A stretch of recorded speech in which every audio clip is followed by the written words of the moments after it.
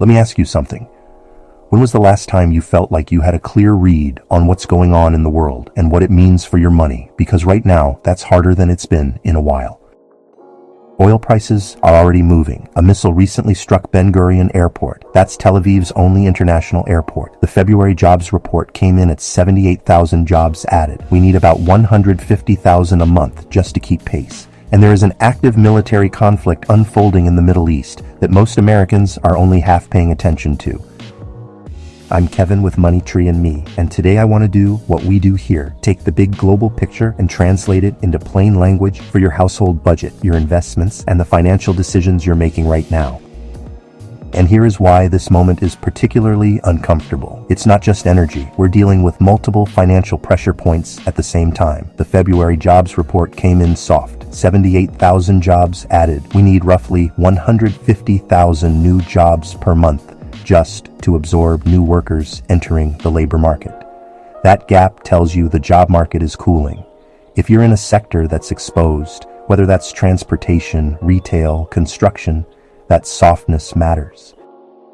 Let's talk about your investments for a minute, because this kind of geopolitical uncertainty creates volatility, and volatility makes people do dumb things with their portfolios. Defense stocks tend to move up in conflict environments. Energy companies, especially oil majors, benefit from higher prices. Airlines and travel take hits. Consumer discretionary pulls back when household budgets get squeezed. But here's the thing. If you have a 401k, an IRA, a brokerage account, the instinct to make big moves right now is almost always wrong. Geopolitical events create short-term volatility. Long-term investors who hold steady through that volatility are historically better off than those who try to time it. The 2003 Iraq War, the 2008 financial crisis, COVID in 2020, in every case, the people who held their diversified positions came out ahead of the ones who panicked. What you should be looking at is whether you have enough liquidity. If your emergency fund is thin, a period of market volatility and economic softness is exactly the wrong time to have no cushion. That's your priority right now, not picking the right defense stock.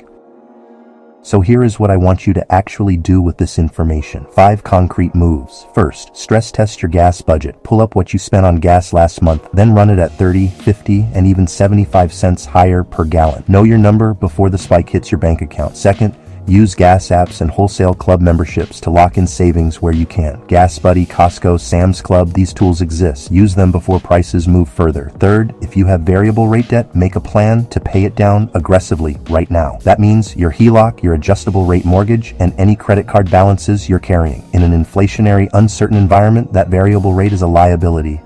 Fourth, look at your grocery spending and identify your flex items. Protein substitution, swapping chicken for beef, for example, is a real budgeting lever when food costs rise. Know where you can flex before you're forced to. Fifth, build or reinforce your emergency fund. 3 months of expenses minimum. 6 months is better. In a soft job market with rising costs and geopolitical uncertainty, that cash cushion is not a nice to have. It's a financial firewall. Look, you can't control what happens in the Strait of Hormuz. You can't control what decision gets made in a situation room halfway around the world. What you can control is how prepared your household is when those effects arrive at your front door. The families that come through volatile periods in the best shape are not the ones who predicted every move. They're the ones who had a plan, a cushion, and the discipline to stick to both. That's what this channel is for. That's why we're here every Monday. If this video gave you a clearer picture of what to watch and what to do, hit that subscribe button. I drop new content every single Monday, and I genuinely want to hear from you. Drop a comment below and tell me how the current energy situation is hitting your household budget. I read every comment. Until next time, I've been Kevin with MoneyTreeandMe, providing better security and ensuring better lives. Make it a great day.